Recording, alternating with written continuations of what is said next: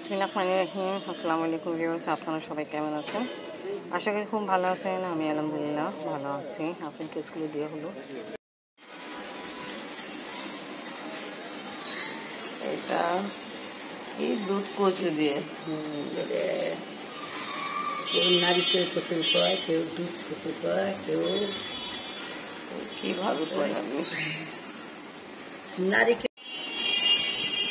এইটা দিয়ে আমি ইয়ে করবো, চাট বানাচ্ছি, দেখছো তো এমন করি। তারপরে আদা রসুন গরম মশলা দিয়ে, মরিচ হলুদ দিয়ে একবারে এবার সিদ্ধ দেবো। সবসময় সিদ্ধ করি, তারপর মাখাই। আজকে এবার চিন্তা করেছি সিদ্ধ একবারে করি, কি সুন্দর লাগতেছে। তারপর মাখাবো। মাশাআল্লাহ। ওই জিয়ের কাঠি আছে না, ওই কাঠি আনা লাগবে। যে কি বাচ্চারা খায়, বুঝছি। এই যে কি বলে চিকেন বলের কাঠিগুলো দিচ্ছি। কাঁঠালে বিচ্ছি, যেটা কিছুদিন আগে কাঁঠাল খাওয়া হলো, বিচ্ছি দিয়ে আজকে রান্না হবে গরুর মাংস দিয়ে রান্না হবে। ছিল যায় না। একবার পাকিস্তান নিয়ে গেছিলাম, আপনি রাখছিলেন, কাঁঠাল বিচি দিয়ে মাংস তরকারি রান্না করছিলাম। কিছুটা কাঁঠাল বিচি ভালোই ছিল, সফট হয়েছিল, আর কিছুটা হয়নি।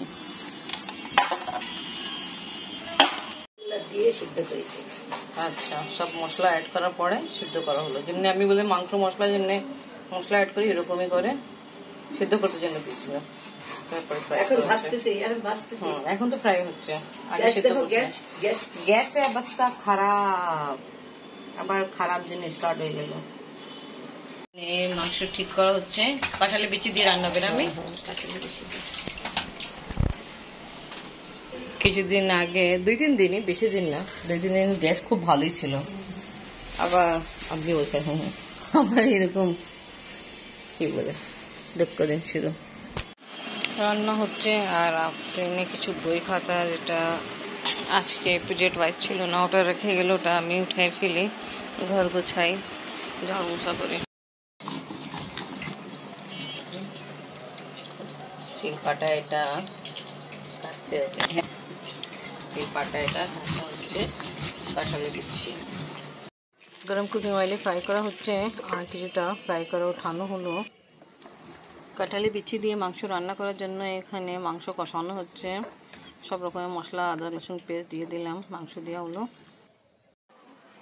এবার আপনাকে নিতে যাই, ছুটির সময় হয়ে গেল। আমি আপনাকে নিতে যাচ্ছি, আপনাকে নিতে জন্য বের হলাম, বাট এখন লাগতেছে বৃষ্টি হওয়ার চান্স আছে। একটু একটু গুঁড়া গুঁড়া বৃষ্টি পড়তেছে।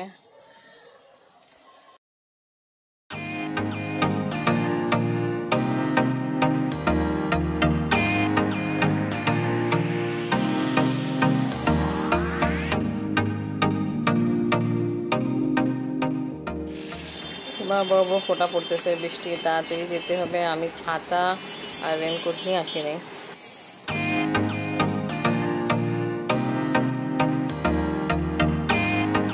কিছুক্ষণ আগে আসছে আপনি স্কুল থেকে, নামাজ পড়তেছে, আর নামাজ শেষ হয়ে তা খাবার দিব আফরিনকে। আফরিন আবার এখন পর্যন্ত আসেনি। আফরিনদের কিছুদিন পরে পরীক্ষা স্টার্ট হয়ে যাবে, বড় পরীক্ষা। আফরিন স্কুল থেকে আসার পরে আবার বই খাতা নিয়ে ব্যস্ত হয়ে গেছিল। আমি এটা সব সরাই রেখে দিই। দুপুরে লাঞ্চ করার জন্য এখানে সব কিছু রেডি। মাশাআল্লাহ কি সুন্দর লাগতেছে ফ্রাই হওয়ার পরে। এটা গরম গরম খেতে বেশি মজা। আর এখানে কচু শাক ভর্তা, ভাত গরম গরম রেডি। আফরিন আসছে, আফরিনকে ভাত দিয়ে দে, এমন আসো। আর এখানে দেখাচ্ছি কি রোদ উঠে গেছে। একটু আগে যখন আফরিনকে স্কুলে নিতে গেছিলাম, বৃষ্টি গুঁড়ো গুঁড়ো পড়তেছিল, আর দেখেন এখন কত রোদ। আফরিন খাচ্ছে, আমিও খাবো। আমি আসে তারপর আমিও খেতে বসে যাব। খাওয়া মনটা মজাই লাগে।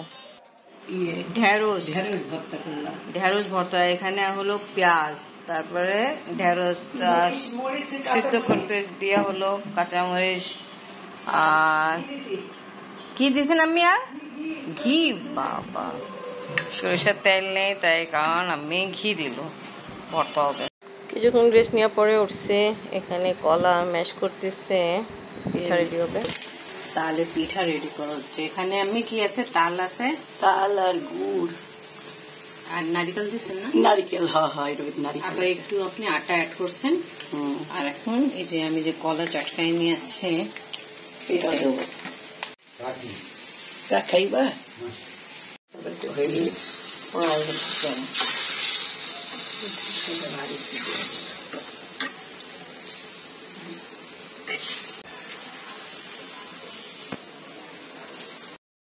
মলিবাজি আর চাহিনা আসছে, 2 রকমের পিঠা রেডি হয়েছে। এখন খাওয়া হচ্ছে তালি পিঠা আর পাটিসাপটা পিঠা। আপনি ন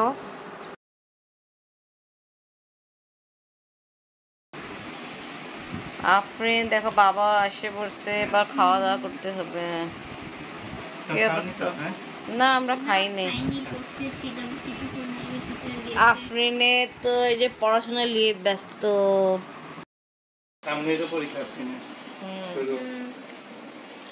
আর বেশি দিন নেই তো, খুব অল্প দিন বাকি আছে।